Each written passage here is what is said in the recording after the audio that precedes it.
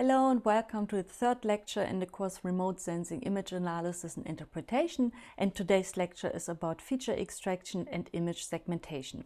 So the first part of the lecture will cover the topic feature extraction and the second part will cover the topic image segmentation, and both parts are related to each other. And for the first part, let's go back to the supervised classification framework. I already showed you the framework in the last lecture. And when you want to perform supervised classification, you start with some satellite images or some data you want to interpret. In this case, we start with a processed satellite image. Processed means you have corrected the satellite image, for example, for atmospheric effects. And besides the image, you also need labeled information. That means you do not only have the image data or the data you want to interpret, you also know for specific parts in this image or from any other source what it is. In this case, we want to have in the end a land use and a land cover map. That means for some pixels we need to know, given the specific specific pixel, you have also given a land cover or land use class. So these are the labeled pixels. All the other pixels where you do not have any further information are your unlabeled pixels. And the first step you need to perform is you need to extract suitable features. Suitable features means that when you want to solve a task, in this case the classification, you need to choose features which are suitable to distinguish between the land use and land cover classes you want to distinguish. In this case, you want to distinguish forest and deforestation. That means the green value might be a good choice. That means you can use intensities. There are also other features like texture or something else, and we will talk in detail about this today. Once you have extracted features, you need to learn a classification model. The classification model is nothing else than you learn decision boundaries, and these decision boundaries help you to distinguish between the specific land use and land cover classes. Once you have learned your classification model, you apply it to all the data where you want to know what it is, and this is the testing step. And in the end, if you do this for all the pixels in the image, you get such a land use in the land cover map. Then you can perform some post-processing. Post-processing means maybe at some point there's a wrong decision and you know there is a wrong decision, or you want a homogeneous land use and land cover map, and then you can do, for example, some smoothing. And of course, you also want to know how good your model is. That means you perform an evaluation. One essential part in supervised classification is labeled data, because you need the labeled data on the one hand to train your classifier. On the other side, you also want to evaluate the classifier, and for both actions, you need labeled data. So let's have a look at specific scene. In this case, we have given the scene indicated in gray, and for the red areas, we have given labeled data. That means you have the observations, but also labeled information about the land use and the land cover class.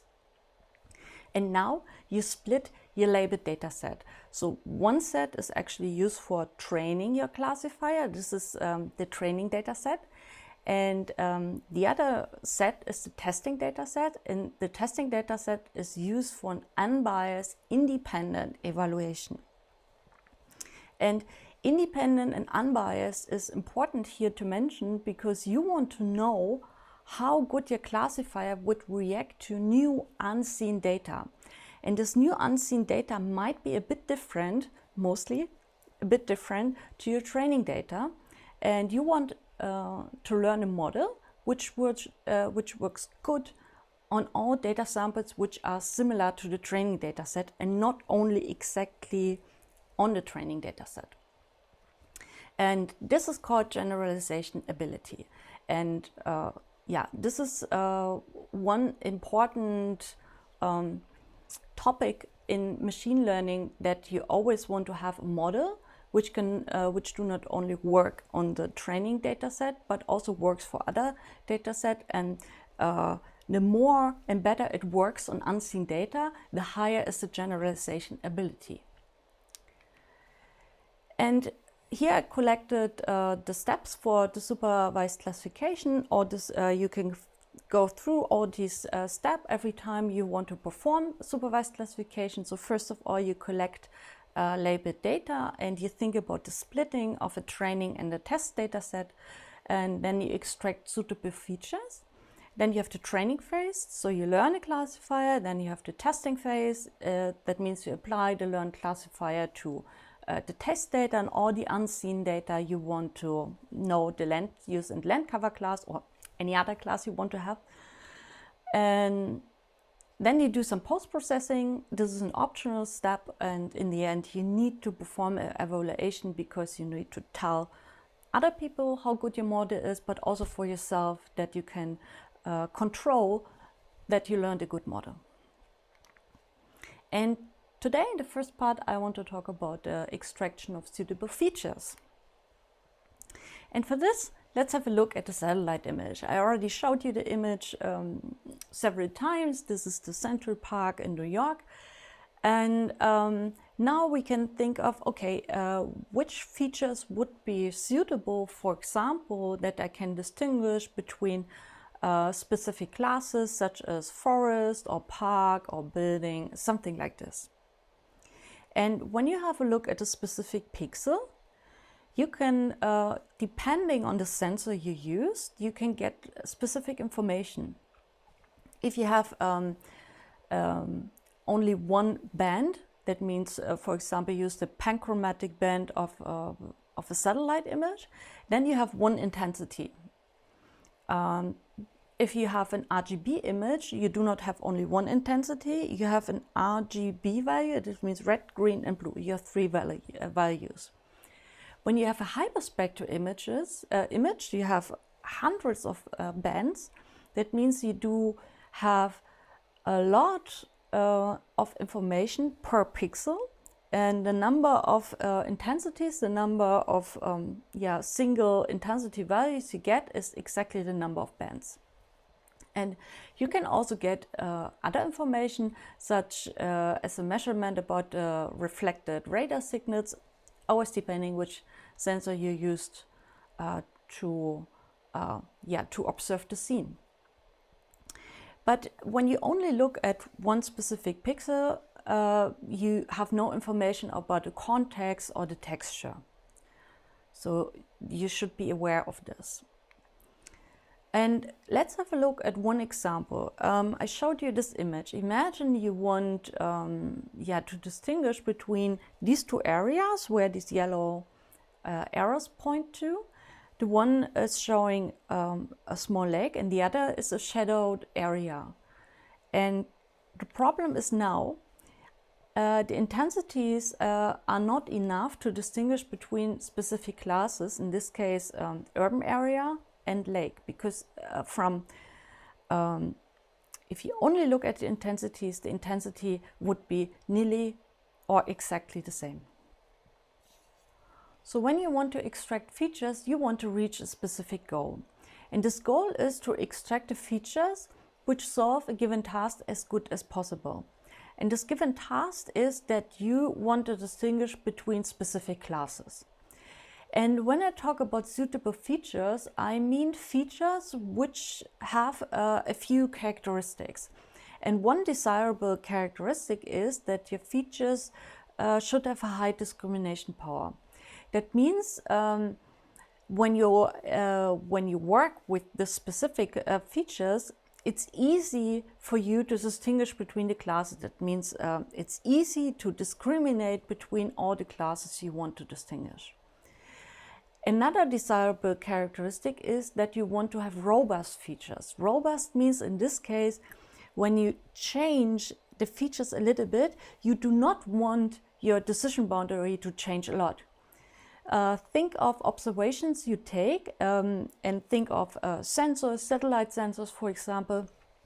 Every time you observe a scene, you will get also a little bit noise.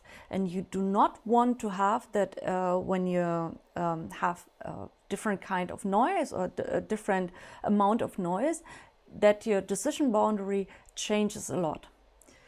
Another characteristic is, of course, you want features which can be easily extracted. So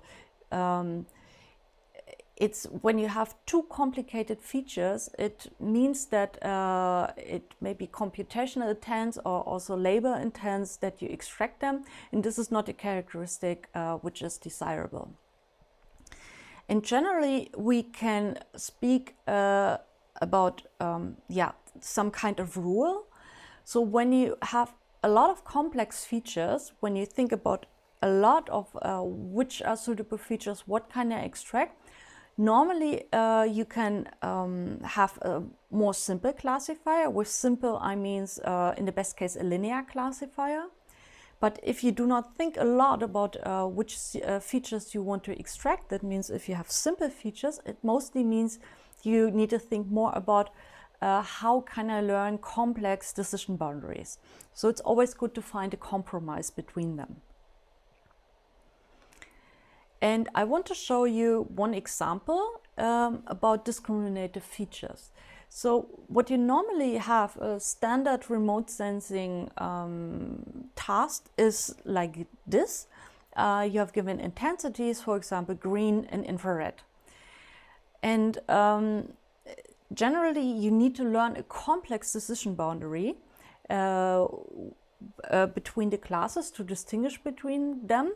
But actually what you want is you want to have discriminative features. So this is an illustration to show you what it means when you have discriminative features.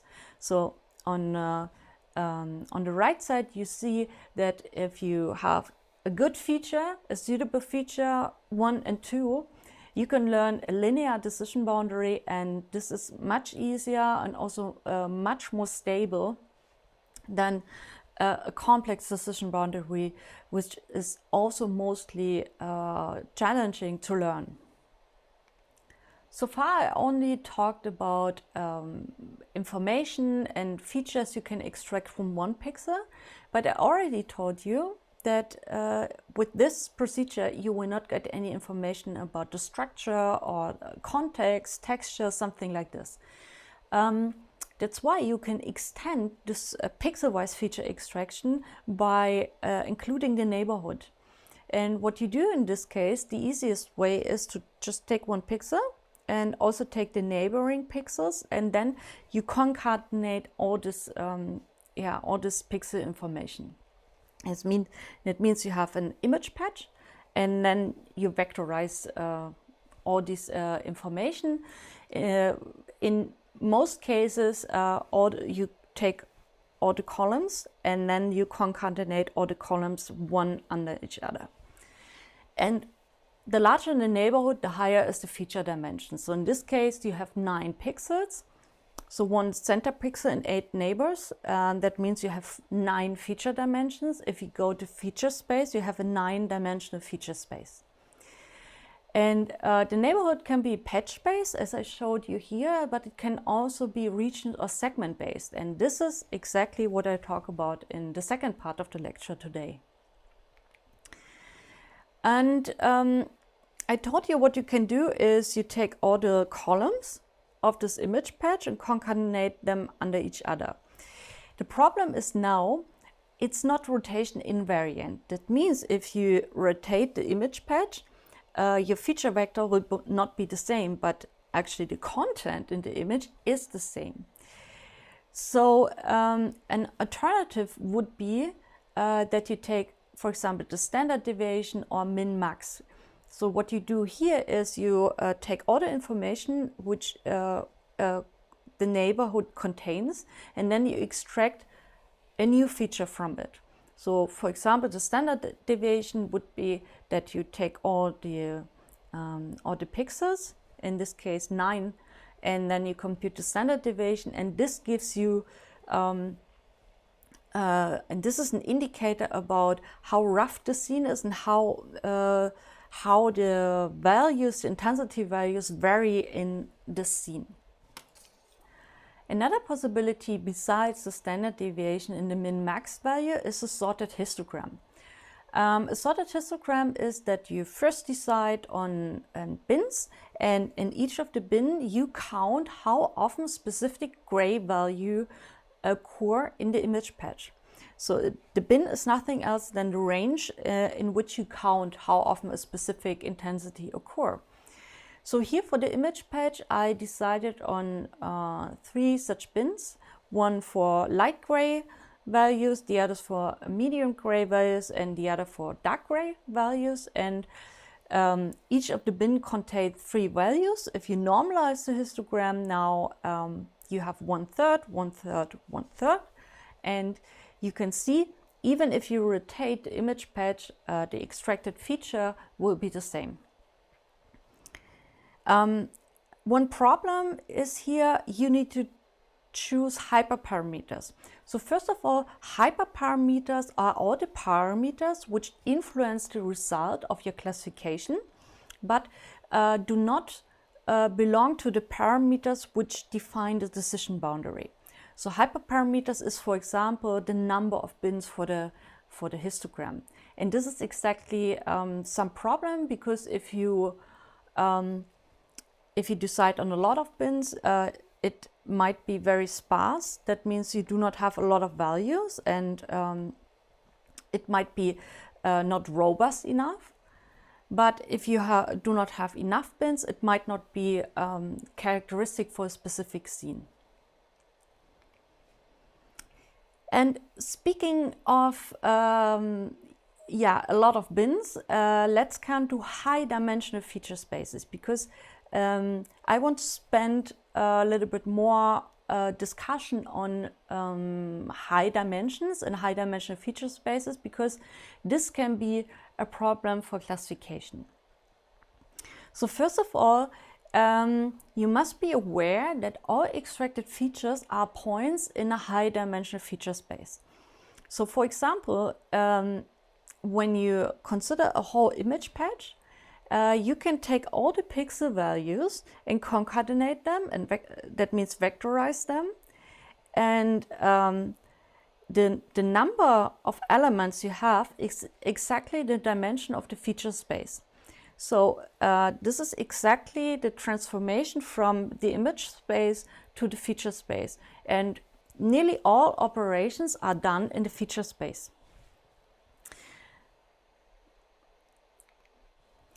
So speaking of high dimensional feature spaces, I want to give you a better impression of how complex these high dimensional feature spaces are and how fast we need to deal with these feature spaces. So imagine the following: you have 65 times 65 8-bit gray value images. And now you take each of these image patches and vectorize them. That means you concatenate all the intensity values. That means you have 65 times 65 dimensional features, and also 65 times 65 dimensional feature spaces. Now, when you think of all the possible images which could occur in reality, you have 10 to the power of 10,000 possible image contents. Of course, many of them you will never see in reality, but this is just the number of possibilities. And for comparison, there are 10 to the power of 17 seconds since Big Bang, and 10 to the power of 80 atoms in the universe. And you see, when you compare these numbers, there's a huge difference. So in the end, what I said, so most of the images will never occur in real life, and these images which will surround us or which you can observe are called natural images. And so what I want to show with this plot is that if you have such a high dimensional feature spaces, if you take real images as real observations, most of the feature space will never be occupied. So the feature space will be sparse. And there's this nice statement from Ribana from 1996. And I think this is a good description of a feature space containing natural images. And the statement is, the distribution of natural images is complicated. Perhaps this is something like beer foam, which is mostly empty, but contains a thin meshwork of fluid which fills the space and occupies almost no volume. The fluid region represents those images which are natural in character. And these images which are natural in character, as I said, will occupy only a tiny part of such high-dimensional feature spaces. And this can lead to problems.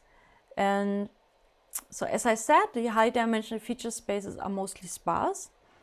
And the problem is that the complexity of any analysis tool and interpretation method depends on the number of inputs. And if you have high dimensions, it means the time and the space complexity will increase.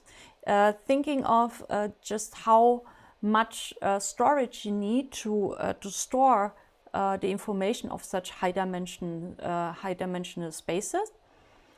And every time you increase the dimension of the feature space, your method would take longer to perform any analysis or interpretation. And another thing is that also the accuracy is affected. And here I refer to the curse of dimensionality, and this I will explain on the next slide in more detail. And also, please be aware and be careful. Not all intuitions from low dimensional spaces hold for high dimensional spaces, and also for this I will give you an example. So let's first talk about the curse of dimensionality, and for this I want you to remember that we need labeled data for a supervised classification task. That means you need labeled data to find a suitable decision boundary. And as you can imagine, if you do not have a lot of labeled data to learn a classification model, it might be challenging to find a suitable decision boundary because there are just too many possibilities where a decision boundary can lie in feature space. So it's not just not easy to define it where is the best position for this decision boundary. And I want you to now have a look at this example on the slide. And here, let's imagine for now we have discrete observations. If in the upper left corner there is illustrated if you have features of one dimension. And imagine for now you have 60% of the data of all the positions is labeled. So for 60% of the whole space, feature space, you have labeled information. And here you can imagine it would be easy or good to find a suitable decision boundary. If you add one dimension, and this is the plot shown in the middle, to reach the same percentage of labeled data, you have now 100 possible positions, and now you would need 60 labeled data samples. If you add another dimension, if you go to three dimensions, you need even more. So think of the percentage. So if you want to have a specific amount of the feature space occupied with labeled information, this the amount of labeled information you need will grow exponentially. And this is exactly what is stated here. As the number of features, that means the dimension grows, the number of data needed to generalize accurately increases exponentially. And I already mentioned this generalization. This is when generalization means you do not only want to that your classifier works on the training data on which you learned your model. You also want it to generalize well to unseen data, that it also works for other kind of data. And for this, you need a stable and a robust determination of the decision boundaries. So every time, think of this, every time you add a feature dimension, you will need more labeled data that you can find a decision boundary in a stable and robust way. So another thing I want to show you is high dimensional spheres, and here I want to show you that our geometrical intuition, which is learned in a three-dimensional world, can fall completely in high dimensions. So our intuition and what we learned in life is based on, that we live in a three-dimensional world. But if we go to higher dimensions, our intuitions might not work as we want them to work. And for this, imagine you have a sphere in d dimensions, and the sphere has a radius of 20 centimeter. And maybe you remember, or I would tell you now, that you can compute a volume of a sphere in all dimensions. So it's defined for all dimensions, and the equation is shown here. So the volume is based on the radius, and the volume can be computed by a factor times the radius to the power of the dimension.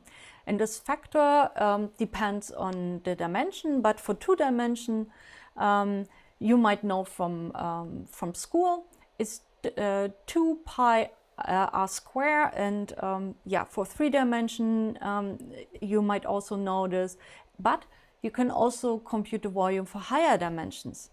And let's think now of an example, including a melon. So let's think about what is the fraction of the edible red part of a watermelon if the skin part is 2 centimeter. So let's think 20 centimeter melon and 2 centimeter is the skin part. So the outer part you cannot eat.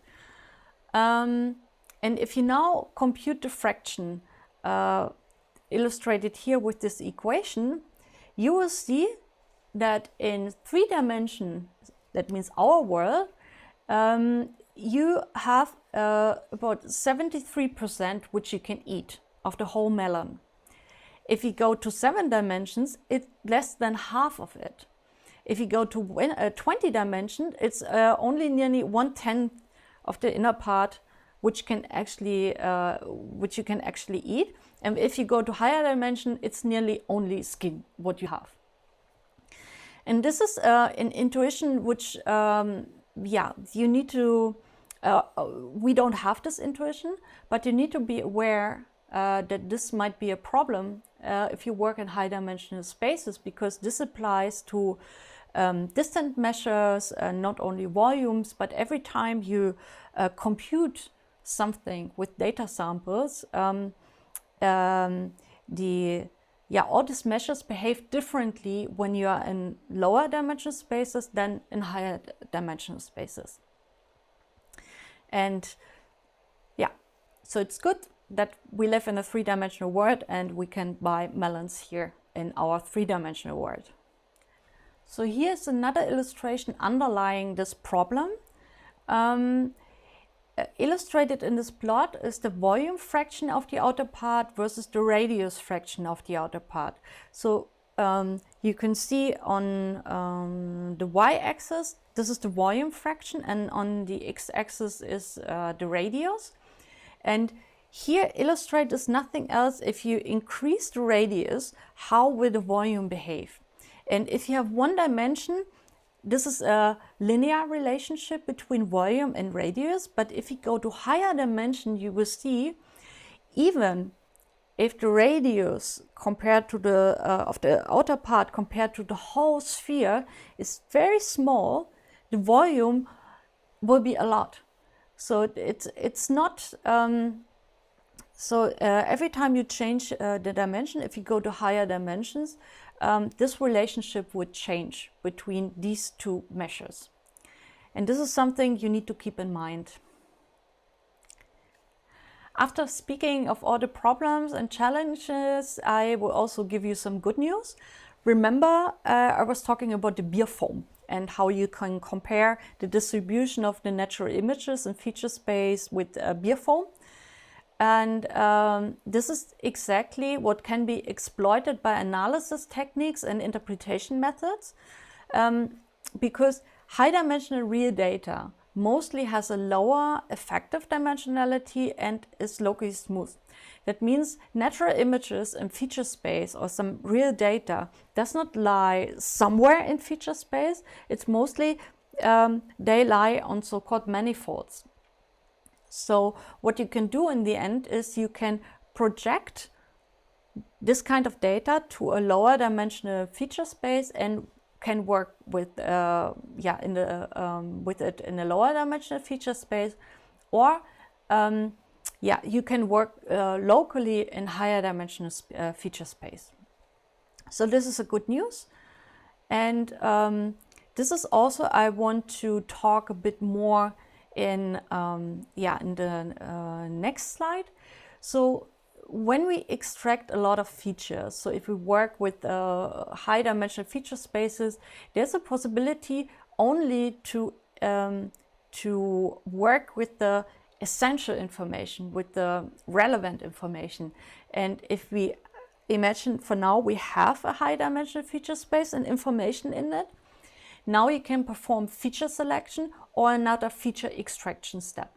So feature selection is when you choose the most relevant features. For example, you have hundreds of feature dimensions and you just decide 2 of them. Or you can perform another feature extraction. Here you derive the most relevant features, for example, by transformation into a low dimensional space. And this is exactly what I told you on the last slide. So first of all, you can extract features from an image or some data you want to analyze or interpret, and then after collecting it, you can have a look what are the most relevant dimension or what is the most relevant information, and you can project it to a lower dimensional space.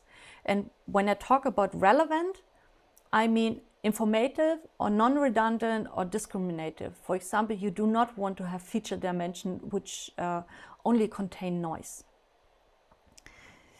And for now, or for this lecture, I will focus on feature selection. Feature selection, the best example to explain it to you in remote sensing are spectral indices. Let's have a look at a hyperspectral signature which was collected from a plant. And if the plant was healthy, you get such a hyperspectral signature with this typical high value in near infrared and a low value in the red range. But for example, if you took a hyperspectral observation from a disease spot on a plant, the hyperspectral signature will be different. And if you compare these hyperspectral signatures, you will see that there is especially a difference in the area of the red reflectance and in the area of the near infrared reflectance, because green and healthy vegetation absorbs very strongly in the blue and the red range, but reflects in the green and especially in the infrared range. So it's can be interpreted in a biological way, and it's can also be seen in the hyperspectral signature. And this is exactly what you use when you do not want to work with the whole hyperspectral signature, but only with the relevant information. For example, when you want to distinguish if a plant is healthy or not. And this typical example for the use of selected features is these spectral indices, and in this specific case, vegetation indices, because these indices are especially designed for vegetation. And What are spectral indices? Spectral indices are combinations of two or more spectral bands. So in this case, we have the red value and the near-infrared value, and we take a combination of it to design a vegetation index for us, indicating how healthy a plant is. And vegetation indices are the most commonly used, but there are also other indices. For example, for burnt areas, water, or man-made objects. And here you just take different ranges in the hyperspectral signature. Yeah. And I want to show you one specific plot, which is the bispectral plot. And the bispectral plot shows the development stage of a plant over time, even if there's a transition from non-healthy to healthy, because maybe you forgot to water your plant and you observe over time after you watered your plant again. And what you can do is you observe your plant, you take measurements of your plant, hyperspectral measurements or multispectral measurements, and then you take the infrared and the red reflectance. And if you would put these values into a coordinate system, you could exactly see or derive the development stage for your plant from this plot.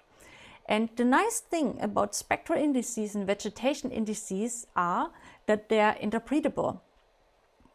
So, for example, if you only look at the infrared reflectance, you see when you have no vegetation, for example, you observe a spot in an agriculture field and you just sowed or you just harvested the plant, then there's no green in it, no vegetation in it, so you have a low infrared reflectance.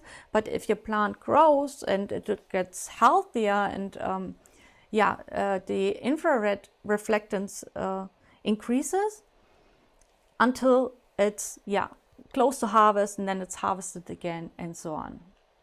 So you can relate the development stage or the health status of a plant exactly to such a path in feature space your data sample would follow or would take.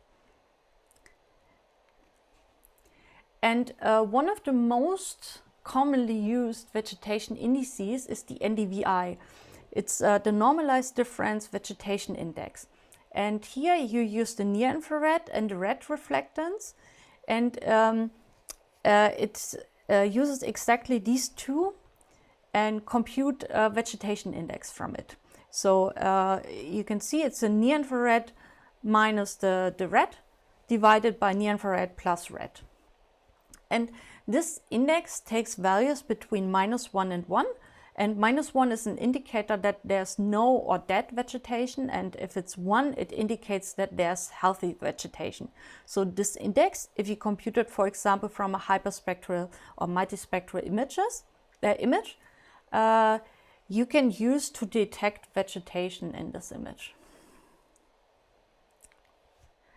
And just let me give you another example. So sometimes it's not enough that you only detect where vegetation is and where not. You also want to estimate biophysical parameters such as the biomass. And here you can use the NDVI or some other vegetation index for it. So biomass is defined as mass of live or dead organic matter. And it's an indicator for yield, so you can estimate the yield from it.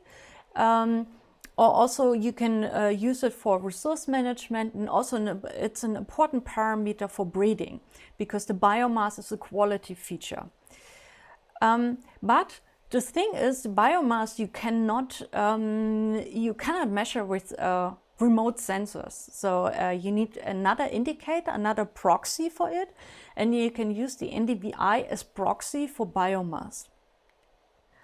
And what I told you, remember, we need labeled data. So it's not enough to have observations, such as a satellite image to compute the NDVI. You also need labeled data. And in this case, your outcome is the biomass. So you need yeah, you need measurements for the biomass to learn a model for it. And for the biomass, you need to perform in situ measurements. In situ measurements means you need to go to the field and you need to do something there. So for in situ measurements, you remove representative plants or whole plant groups in defined areas. So you just decide on a field, a part of the field, and then you cut everything there. You remove the plant, then you dry it and you weigh it. And then you get a measure for the biomass. The problem is it's time and labor intense, you can imagine, and it has a small spatial coverage. And also when you do it for one part of the field, it might not be suitable for another part of the field.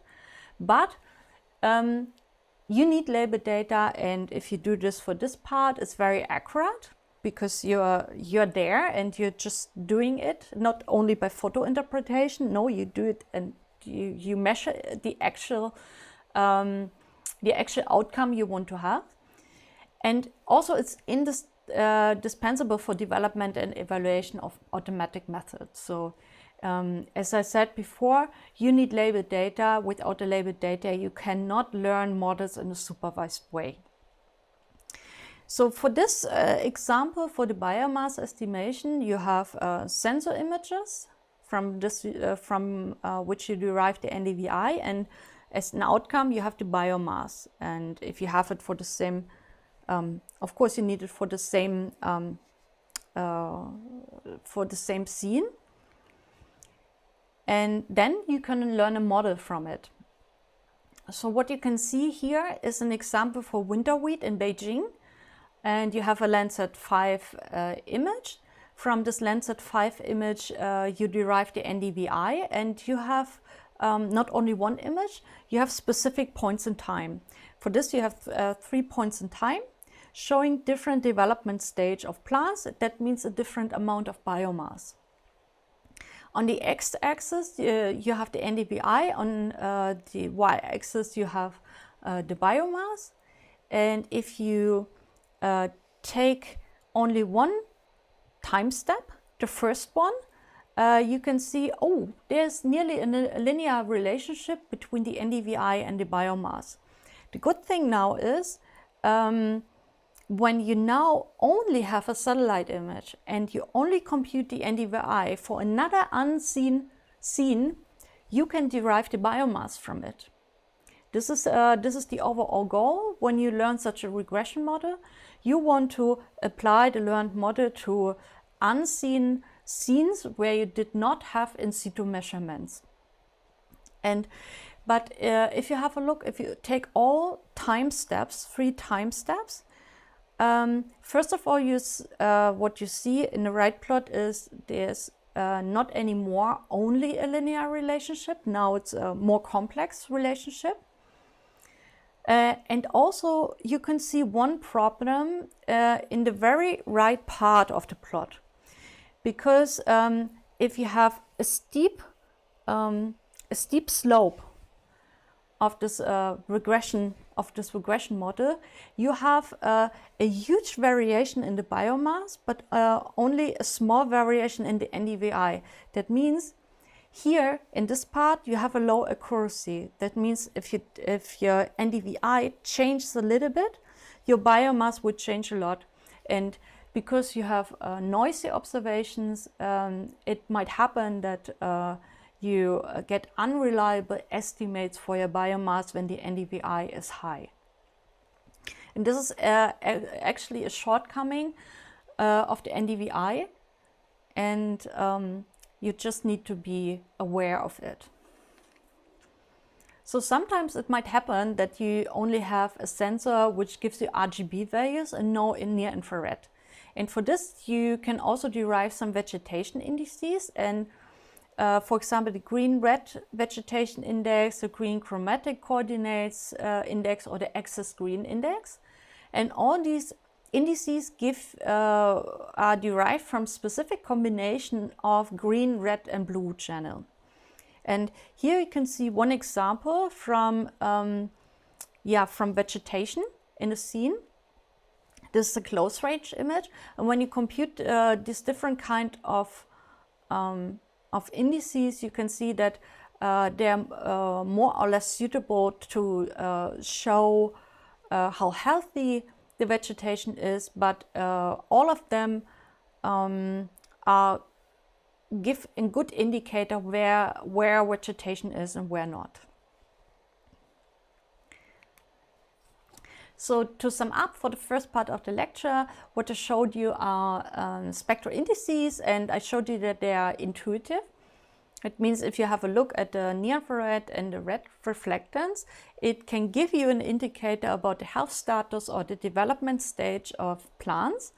But I also showed you one example that they can fail to capture complex patterns and processes. So if you have a complex parameter, such as the biomass, which is not so easy to determine from sensor data, vegetation indices might not be the best indicator for this. There's a huge variety of image analysis tools which help to extract useful features.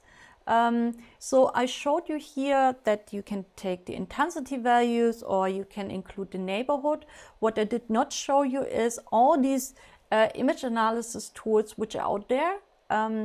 When you have a look at image processing software, you can find a lot of them, such as gradients or texture, something like this, and you can all use them to extract useful features for classification or regression.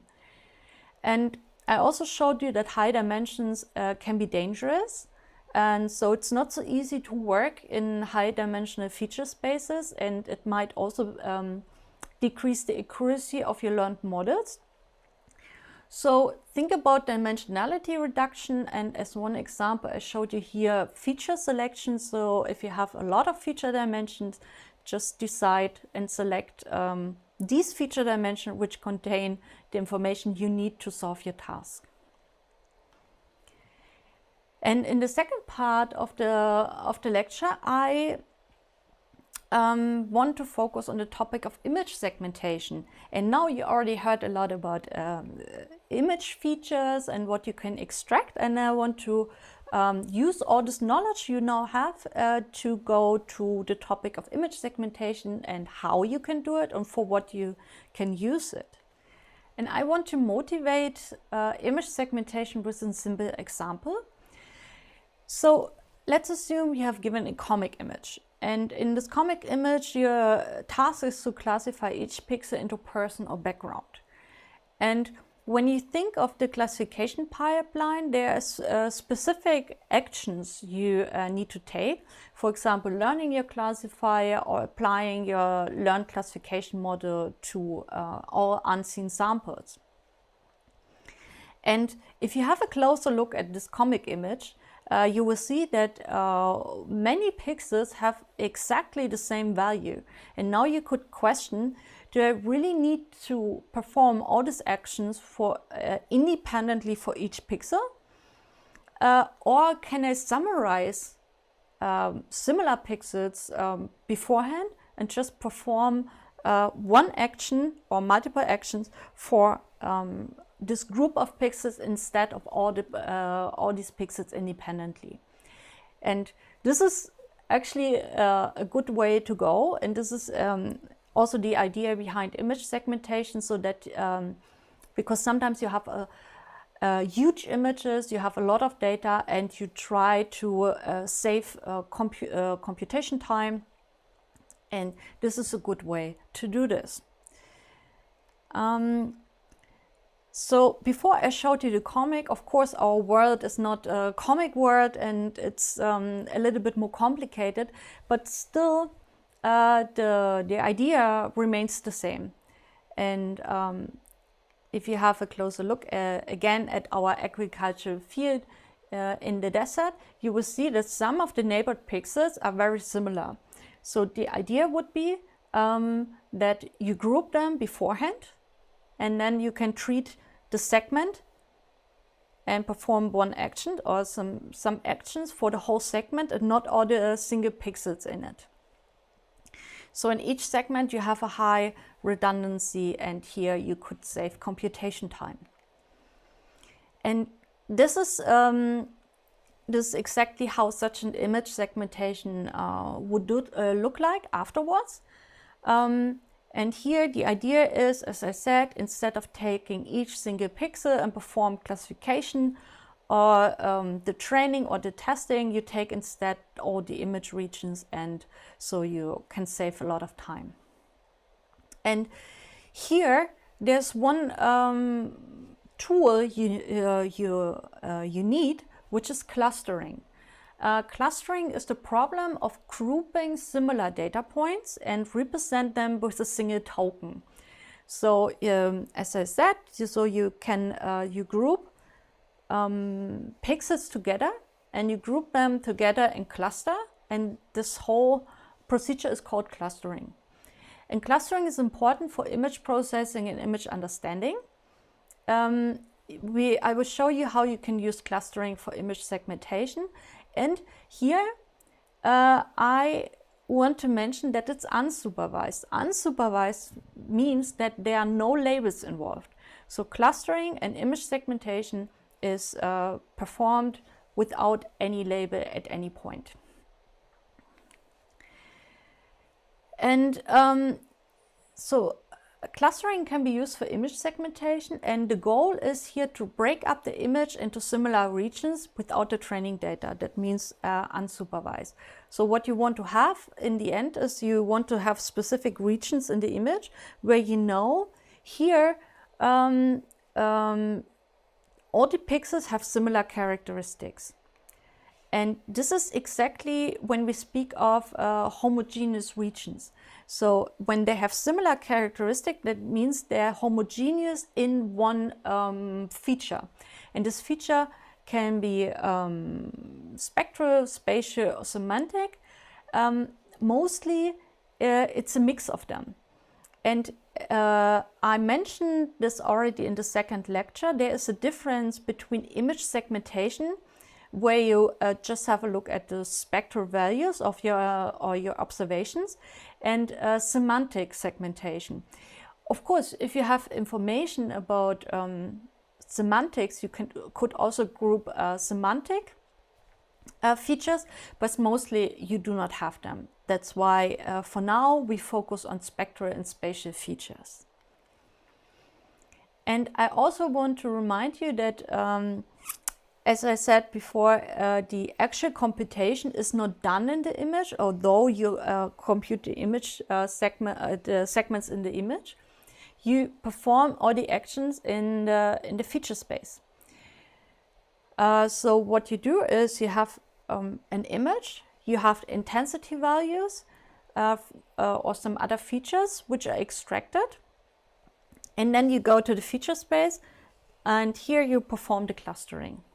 This is the pipeline for image segmentation, and of course the results you get in the feature space you translate back to the image, and then you can get your image segments. The key challenges in image segmentation is you need to think about first what makes 2 points pixels or pixels similar. That means which features you need to choose and when they are similar. Of course, the most naive way would be to have a look at the Euclidean distance, but of course there are also other distance measures you can use.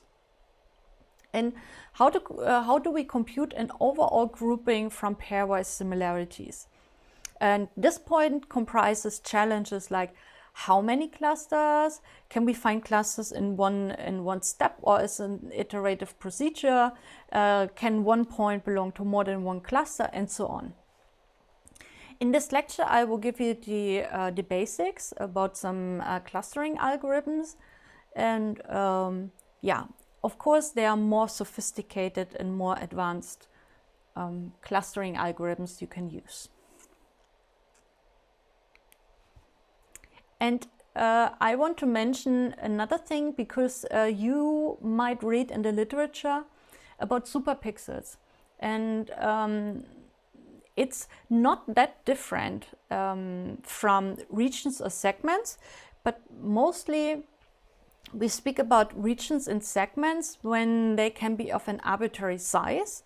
And we speak about superpixels when they are compact and have a similar size. So they're similar to actual pixels. So when you read about a superpixel algorithm, you mostly end up with compact segments, which have where all the segments have a similar size in the image. And I want to show you as an example to extract regions and segments. I want to show you k-means, which is a very commonly used clustering algorithm, and I want to show you SLIC, which is an algorithm to extract superpixels. And you will see once you know k-means, you can perform SLIC, because this is just one extension you add, and then you can extend your k-means to perform SLIC, which is simple linear iterative clustering.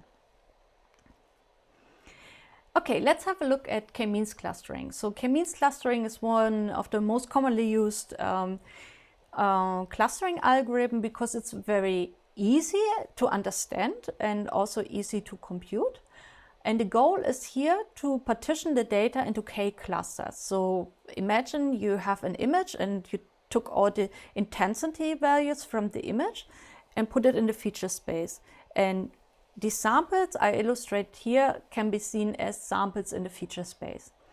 And the objective now is to find the k cluster centers and assign the data points to the nearest cluster, such that the squared distances from the cluster centroids are minimized. This is an iterative procedure. And to explain the objective, to illustrate it a little bit more, I will go through the iterative procedure with you step by step. So first of all, you need to initialize your k-means cluster algorithm. So for this, you choose k arbitrary centroids. That means the cluster means. You can just choose them randomly.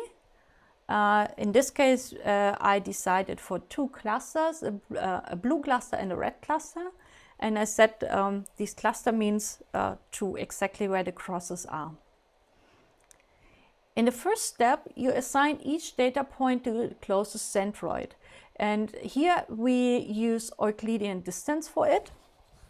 And if we take the Euclidean distance, then you will see that the decision boundary where exactly the assignment to the cluster center changes.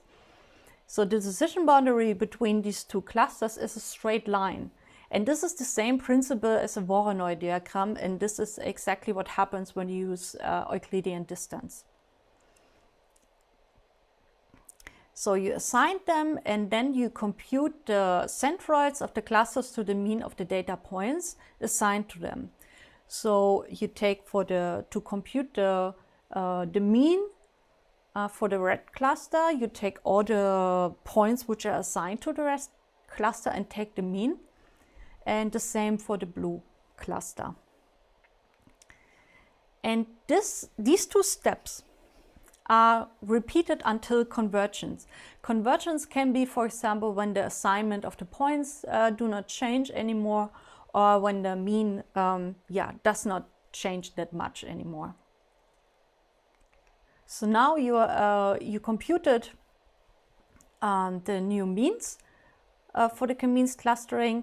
And because the means are new, you have a new decision boundary, and so the assignment is done again. So each data point is assigned to the closest centroid, and then the means are computed again. And based on the new computed means, you also have a new decision boundary where exactly the assignment of the point changes. Okay. So this is the final result then, what you have, and now you have a blue cluster and a red cluster. So please be aware that it's not always ensured that you have one segment for each cluster. So it might be necessary that you need to do some post-processing to assign segments in the image with the cluster. So one cluster can belong to several segments in the image. So let's design it a little bit more formal. So what I said is we start with data vectors. That means our feature vectors. These feature vectors can be the intensities or something else, whatever you want to use for the clustering and the image segmentation. And each of these feature vector is assigned to the nearest most similar cluster means, and the cluster means are denoted with M, and K is the number of clusters. And here we use the Euclidean distance, but of course you can also use other distances, but mostly the Euclidean distance is used, and generally this gives quite good results.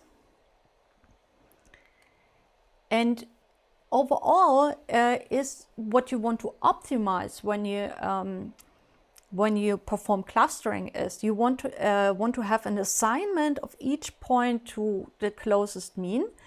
And if you formulate it into an objective function, that means something you want to minimize, you want to optimize, you could do it in the following way. So here you have phi n are the feature vectors, mk are the cluster means of the k clusters, I is the iteration, and n is the index for the feature vectors, and s is the set of data samples which belong to a specific cluster. And you could minimize this, but in the end, if you think about it, it would be NP hard. That means if you want to find a global optimum, that means the best solution, you would need to test every solution, so every combination of these data points, and this is just not not tractable. So you cannot compute it. Maybe for small data sets, but generally not. So you need an approximate solution, and what you can do is you can as for many of for when you solve optimization problems or minimization problems, you take the derivative with respect to mk, that means to the cluster means, and set it to 0. And this is how you can find the solution. And this is nothing else than you compute the mean for all the points which are assigned to one cluster. But in order to do this, you need a start solution. So this is what I showed you. You need an initialization and a first assignment, and then you can iterate and repeat it until convergence. So the second equation is nothing else than just taking the mean. And so this is exactly what the algorithm is all about. So computing means and finding assignment to the nearest centroids, that means the cluster means. This is exactly the strength of k-means, why it's used so often. It's easy to understand and also easy to implement, and it's quite efficient. And seriously, so when from my experience, in many cases, k-means gives good results. So when you start clustering, I would always try k-means first and then go for more sophisticated algorithms. It converges quickly, but to a local optimum. As I said, the global optimum is not guaranteed, but you mostly find a good local optimum. And it's probably the most popular clustering algorithm. There are some weaknesses I want to mention here. First of all, you need to specify the number of clusters, and your result will depend on how many clusters you chose. But there are algorithms to estimate the number of clusters. It's sensitive to the initialization strategy, so depending on how you initialize, you might end up with a different solution. And it's sensitive to outliers, since all data points contribute equally to the mean. So this can be especially dangerous if you have outliers or a lot of noise in the data. And One thing you also need to be aware of is that k-means prefer clusters of approximately similar size. And for this, I want to show you one example. So this could be typical distributions of data samples in the feature space. And if you would apply k-means to it, you would end up with something like this. Because you take Euclidean distance and all the samples contribute equally to the computation of the mean. So either you find different features, or you come up with some different or weighted distance measure. So to sum up, for k-means, it's frequently used, simple and fast, but you need to choose k. It's sensitive to outliers, so please take care of the outliers before you start to cluster, and it's prone to local minima. And one extension now is,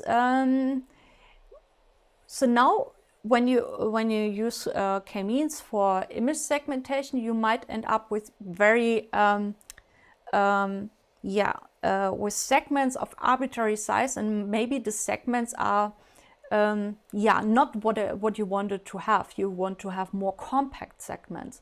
And there's one algorithm called simple linear iterative clustering, and this algorithm is based on k-means, but extends it. And it extends it to get more compact image segments. And for this, it uses additionally the spatial information. That means the pixel position. It works similar to k-means, but when you compute the distance between two data points in feature space, you use RGB values or some other spectral value, and the spatial values, row and column, and then you weigh differently the spectral similarity and the spatial similarity. So these are two components, and they're used in simple linear iterative clustering, in short SLIC.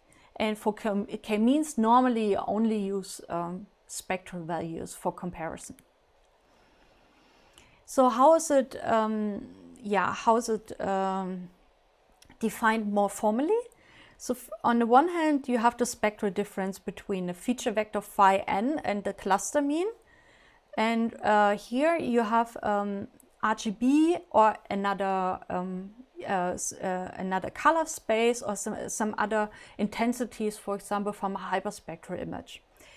Then additionally, you have a spatial difference. Here you look at row and column or some other coordinates you derived from an image. And then the overall difference, so how you compute how similar a point is to the cluster mean, you weigh them. And the weight between these two terms consists of a measure for a parameter for the compactness and a parameter of the size of the superpixels. And this is always nice when you have some parameters which are intuitive, which can be interpreted, because it's much easier to choose them. If parameter is not interpretable, it's hard to select a suitable value. And here you have the compactness C and the size of superpixels W. And how you proceed now. So when you perform SLIC, you first of all initialize on a regular grid. So here you have some mix up between what you do in the image space and what you do in feature space. So first of all, you do not randomly initialize in feature space.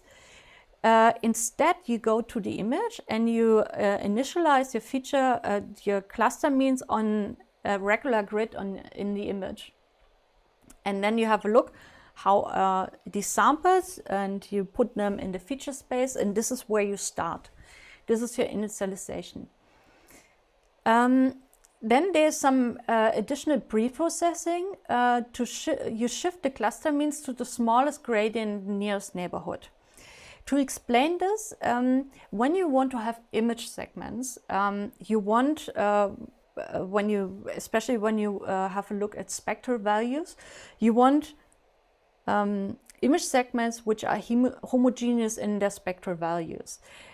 Sometimes you have shifts in the image. For example, for this agriculture fields, when you are at the border from an agriculture field to the desert, you do not want to initialize exactly on the border. So if this is the case, the initialized cluster mean is shifted a little bit. So this is some pre-processing. It ensures more stability and also a better result in the end for the image segments. Then you assign each pixel to the most similar cluster mean in a specific neighborhood.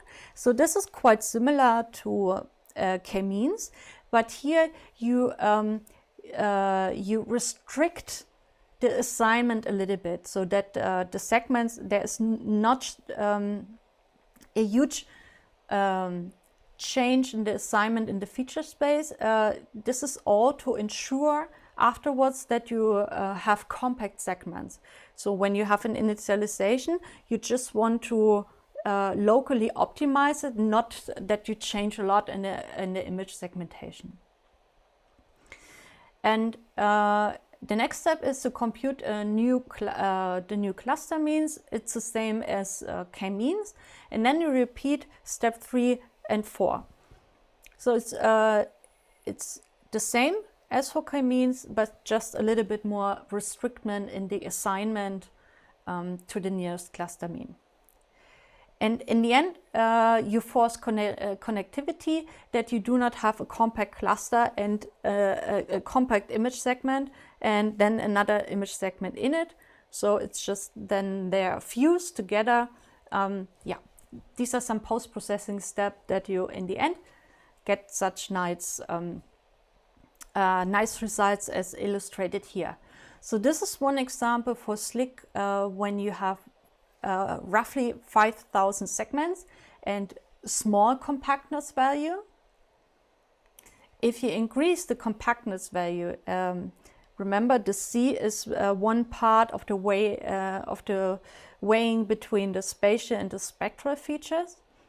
You can see that you get very compact segments, even in areas which are homogeneous to a large extent. So in the upper right border of the image, you can see there's a whole area with desert. And here, because you enforce the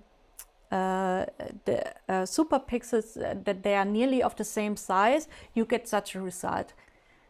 To conclude, what I showed you is that clustering can be used for image segmentation.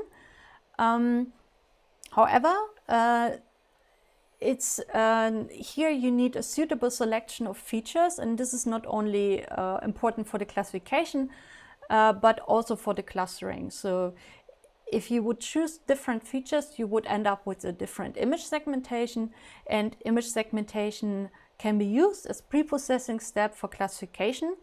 So remember the comic image I showed you, instead of using or performing steps for each single pixel and treat pixels independently, you could beforehand perform clustering, derive an image segmentation, and use one image segment for supervised classification.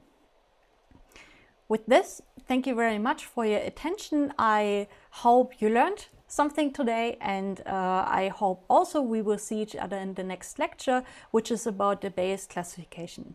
Thank you very much.